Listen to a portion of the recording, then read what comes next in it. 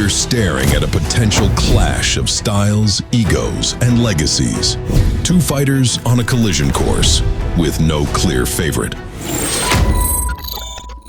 Over the past year, talk of a potential showdown between Teofimo Lopez and Jaron Ennis stirred up plenty of buzz. The matchup would have seen Lopez, the undisputed junior welterweight champion, take a bold step up to face the unbeaten welterweight powerhouse in Ennis. But the fight did not materialize. Both fighters moved in different directions, and the buzz faded until now. Talks are back on the table.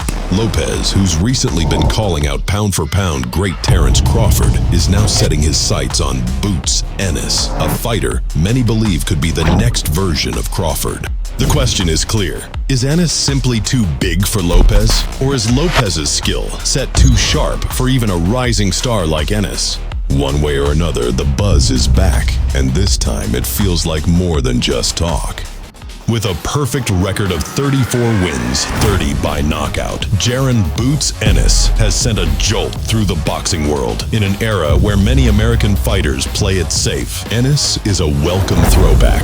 Ferocious, fast, and fearless, his aggressive style and highlight reel knockouts have made him a standout in a welterweight division desperate for a new star. His most recent victory only added to the hype. Ennis didn't just beat Amanta Stanionis, the undefeated fighter who was widely regarded as the division's next best man. He stopped him.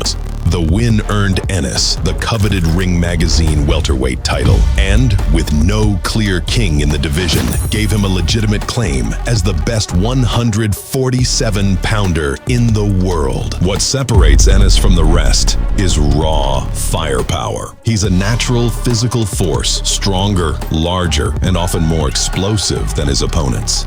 He cracks with both hands, mixes in bruising body shots, and uses a stiff jab that he drives like a dagger into the midsection. Few can match his combination of size and speed, and even fewer can survive it. But for all his promise, there are cracks in the armor, ones that a sharp, strategic opponent might exploit. Ennis's defense, while flashy, is far from airtight. He relies heavily on reflexes, rolling with punches instead of positioning his hands for protection. So far, his physical gifts, and often a size advantage, have kept him out of real trouble, but he hasn't been untouchable. In 2017, the unheralded George Sosa caught and stunned him early. Then in 2021, Sergey Lipinets, a career 140-pounder, landed a looping overhand that rocked him again. These moments raise a compelling question. If Lipinets could shake Ennis, why couldn't someone like Teofimo Lopez? That's not to say Lopez needs to score a knockout. Many focus on the power gap, but the real path might be volume and precision. Ennis is an offensive juggernaut, but his defense is still a work in progress. He's hittable more than a top-tier fighter should be. In 2023, Ennis struggled with the largely unknown Karen Chukadjian. The Ukrainian's footwork baffled him, revealing Ennis's limitations in cutting off the ring and applying smart pressure. Though he won, the performance raised eyebrows. In the rematch, Chukadjian stood his ground more and fought with greater urgency. Ennis scored a knockdown and secured the win again, but not before eating some heavy leather himself. Some will say, it's boxing. Everyone gets hit.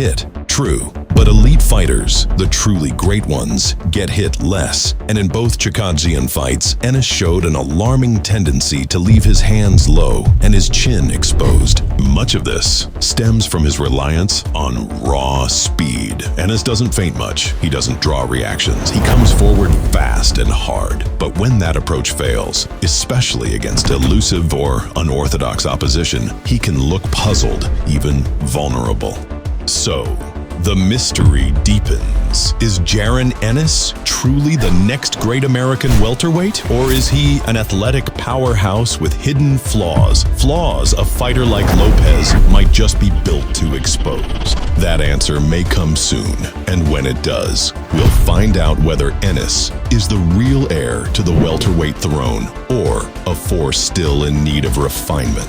With a record of 22 wins, 1 loss, and 13 knockouts, Teofimo Lopez had a relatively subpar year in 2024. He struggled to close the distance against the highly mobile Jermaine Ortiz and failed to stop fringe contender Steve Claggett, a fighter known more for toughness than technical finesse. Still, comparisons can be misleading. Ennis, for all his physical gifts, is not nearly as elusive as Ortiz. And while Claggett may be basic in style, he's tough as nails and hard to break down. These performances don't necessarily reflect Lopez's ceiling, especially when you consider his recent win.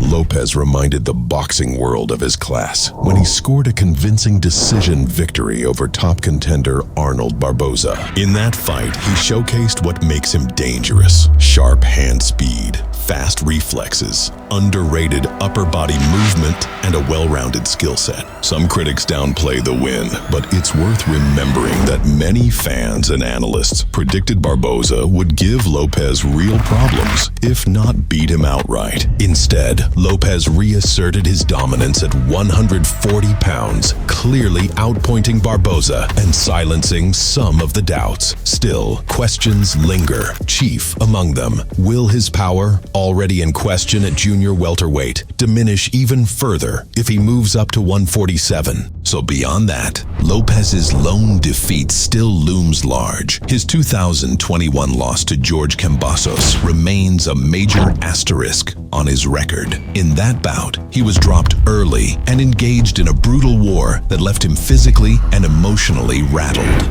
Though he bounced back by beating then 140-pound champion Josh Taylor, a tall southpaw with a solid body attack much like Ennis, that win comes with caveats. Taylor looked a shadow of his former self by the time he faced Lopez, having narrowly escaped with a controversial decision over Jack Catterall in 2022. His loss in the Catterall rematch only reinforced the idea that Taylor was on the decline. So while Lopez's victory was impressive on paper, it didn't answer every question. Now he faces the possibility of stepping in with Jaron Ennis, a fighter who's not only faster and fresher than Taylor, but also significantly bigger and heavier-handed. The real question is, how will Lopez hold up under that kind of pressure? And so, it all comes back to Teofimo Lopez. Though 2 inches shorter, Lopez is no slower. Some would argue he's even sharper, more explosive. With a snappy right hand, leaping hooks, and vicious uppercuts, his offense is as sudden as it is surgical. And when he chooses to be, he's a master of elusiveness, slipping punches with the grace of a seasoned veteran. The question isn't just whether Ennis can hurt Lopez, it's whether he can land enough to keep him in check round after round. And that's not guaranteed. Then there's the matter of weight. Ennis, while still making the 147 limit, has looked increasingly drained on the scales, even admitting that the cut may have sapped his strength in the Chukagian rematch. Lopez, by contrast, would likely come in fresh, powerful, and free of the physical strain that often plagues those fighting on the edge of their limits. But this isn't just about skills and stamina. It's become personal. Lopez's recent comments have stirred up a storm, fueling resentment and even vitriol online. Which one of those 2 fights interests you more, Gervonta Davis or Terrence Crawford? Whichever monkey wants to get the banana. They say they gorillas. I'm a lion. I eat them. People know about him over here, man. Before they've known about you. For me. That bitch Crawford don't want to fight us because he's a bitch. I seen his legs last. I seen his legs last fight. I want to address the fact that this guy came to America to give me bananas and watermelon. Wanted a little fight, a little more personal.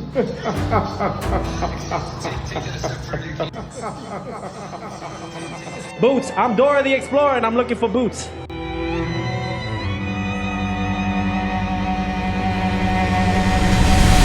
We're staring at a potential clash of styles, egos, and legacies.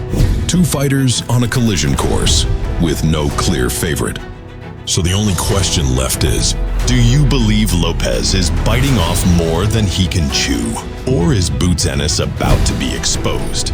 Let's find out. Thank you for watching. If you enjoyed the video, please hit that like button and subscribe for more boxing content. Also, please check out our Inoue versus Akhmadaliev preview video, as well as Boxing's Best of 2024. Click on the links.